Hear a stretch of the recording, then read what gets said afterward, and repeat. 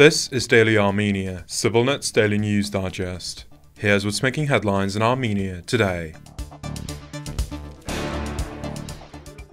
Armenian Prime Minister Nikol Pashinyan said yesterday that the Washington Declaration, signed between Armenia, Azerbaijan and the United States last week, could bring tangible benefits not only to the three parties, but also to Russia and Iran.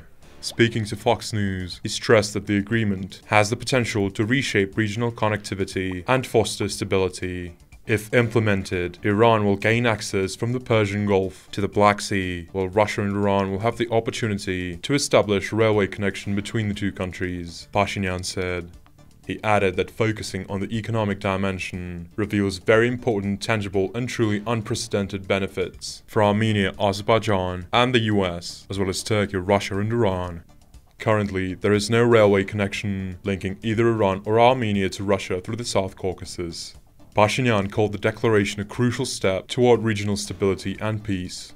His cabinet's goal is stability, peace and sustainable development, as well as economic and political cooperation, and the Washington agreements could be a very suitable foundation for that, he added. Last Friday, Pashinyan, Azerbaijani President Ilham Aliyev, and the US President Donald Trump signed a series of documents in Washington, including a declaration of peace intentions. Among the bilateral Armenia-US agreements was a provision securing a land connection between mainland Azerbaijan and its Nakhichevan exclave through Armenia's Syunik province to be managed by US private enterprises acting as a neutral party. Such a route had been a long-standing demand from Baku for decades and will now be formally known as the Trump Road for International Peace and Prosperity.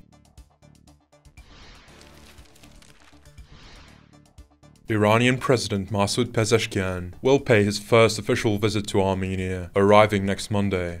This is very important in the context of the recent Washington agreements, Armina Arm, deputy head of the Iran-Eurasia Research think tank, told CivilNet.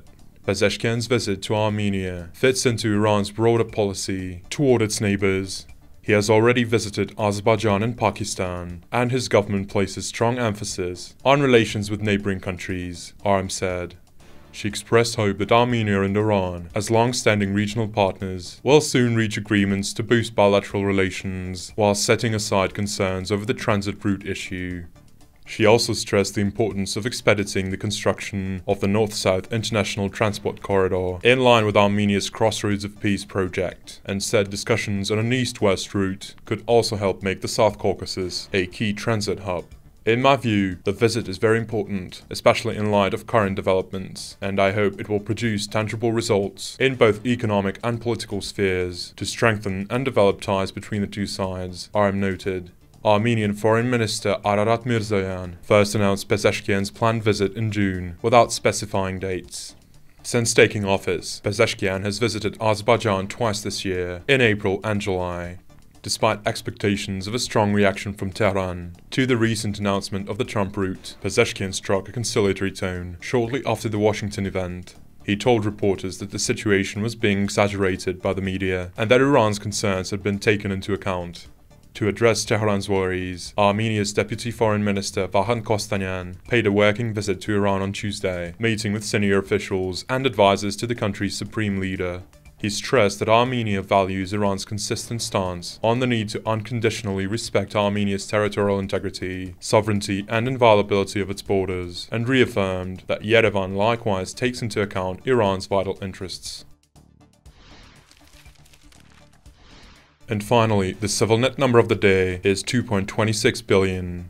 That's the approximate amount, in US dollars, Armenians spent on online gambling last year. This is a big problem for the country, and one of the issues is that there is very little oversight of this enormous industry. By the end of this year, Armenia will select an operator to monitor the gambling sector. It will track in real time all bets placed in casinos and online platforms, recording not only the turnover, but also players' winnings, which, starting next year, will be subject to a 20% tax. And as always, please follow CivilNet for the latest news and independent reporting from our contributors on the ground here in Armenia.